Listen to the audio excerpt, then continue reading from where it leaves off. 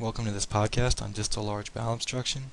It's important to be able to recognize a large bowel obstruction on radiographs because approximately 25% of all intestinal obstructions occur within the large bowel. Here are some of the major causes of large bowel obstruction. By far the most common cause is colon carcinoma, which accounts for approximately 60% of the cases. Other less common causes include metastasis, volvulus, which can be both sigmoid and cecal, a variety of different types of hernias, effects of diverticulitis, intussusception, and fecal impaction, which is common in the elderly population. It's important to be able to recognize the difference between a large and small bowel when you're looking at a plain film radiograph. Large bowel tends to be more peripherally located as opposed to small bowel, which tends to accumulate more centrally. Large bowel tends to contain feces with various solid and semi-solid consistencies, whereas small bowel is generally fluid and air-filled. The large bowel contains plicae semiluminaris, which don't completely encircle the lumen and cause sacculations and haustral folds, whereas within the small bowel there is valvulae conniventes, which completely encircle the lumen and can be seen on radiographs. So here's a normal bowel gas pattern. You see a loop of large bowel labeled on the left, which as you can see is more peripherally located, and you can see the sacculations and haustral margins. Labeled on the right is a loop of small bowel, which tends to be smaller, more centrally located, and air and fluid filled. I've also labeled the rectum, which tends to lie within the pelvis and contain air. Now, a few words about bowel dilatation. When you're looking for obstruction, one of the main things you're looking for is whether or not a loop of bowel is dilated. A loop of small bowel is felt to be dilated when it measures approximately 2.5 to 3 centimeters in diameter. A loop of large bowel is dilated when it reaches approximately 6 centimeters in diameter. Except in the cecum, where up to 9 millimeters is sometimes normal. So a general rule of thumb is a 3-6-9 rule to describe when bowel is dilated. So 3 centimeters for the small bowel, 6 centimeters for the large bowel, and 9 centimeters for the cecum. It's also important to know that when the cecal diameter reaches 10 centimeters in diameter, the risk of perforation increases. So here's an example of a large bowel obstruction. You see multiple dilated loops of large bowel which are peripherally located. You have an upright view on the left and a supine view on the right. Things to point out on the upright view are these long air fluid levels. As opposed to small bowel obstruction, where you can see multiple small air fluid levels in kind of a stair-step distribution, with large bowel obstruction, the air fluid levels tend to be fewer in number and longer. Another point is that air fluid levels can sometimes be normal within small bowel, but air fluid levels are never normal in large bowel distal to the hepatic flexure. So if you see an air fluid level in a loop of large bowel, that should clue you in that something's going on. So here's an example of a small bowel obstruction to kind of contrast with what we just saw.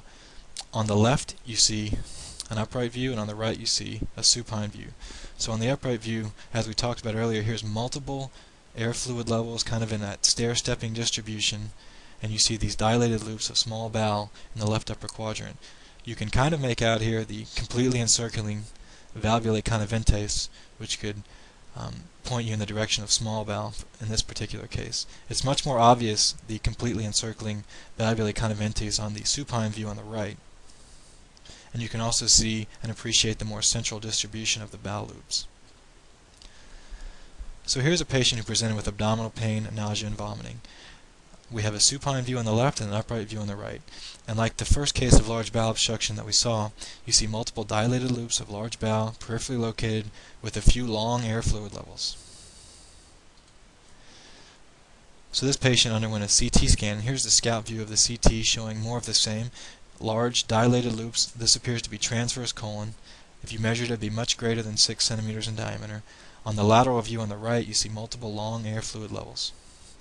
So here are CT images from this patient. The image on the left, you see dilated loops of large bowel, which would measure more than 6 centimeters if you measured them. Many of these loops contain contrast. And on the image on the right, you see a soft tissue mass located within the lower abdomen and pelvis, which turned out to be a sigmoid cancer, which has caused this patient's large bowel obstruction. Here's another example. This particular instance is a special case in that this is a sigmoid volvulus, and there are specific characteristics with this type of an obstruction. This is a closed loop obstruction, which means that the bowel is obstructed at 2 points by a single process. So what you get here is a characteristic coffee bean sign, which is where you're going to have three distinct lines. Two of the lines are formed by the lateral borders of the two loops of colon, and the third line is formed by the superimposition of the medial borders of both of those loops. Now with the sigmoid volvulus, the bowel loops tend to be very large, very dilated. They lose their haustral markings, and they project into the right upper quadrant. It has a very typical case, and I'll show you right here. It's broken up into two images, but if you could kind of visually combine the two, you would get that coffee bean sign that we talked about, made up of the three lines of the lateral walls and the medial walls. This is very specific for a sigmoid volvulus. Another type of volvulus that can cause a large bowel obstruction is a cecal volvulus, which would tend to point more towards the left side of the abdomen or the left upper quadrant, as opposed to this, the sigmoid volvulus, which tends to point up into the right upper quadrant. So here's the CT scan from that patient, and you see on this image I have outlined the transition point, which is basically the twist where the closed loop obstruction is occurring. You see multiple dilated loops of bowel and this area of distinct tapering where the twist occurs. Now if you were to do a barium enema on this patient, there's a characteristic beaking of the contrast right at this transition point. So here's another example of a large bowel obstruction. Again, you see a dilated loop of large bowel, peripherally located. It looks very similar to the last case we just saw, in that it's kind of projecting up into the right upper quadrant. But the difference here is that you don't get that coffee bean sign where the two medial walls are together. So this is not a sigmoid volvulus.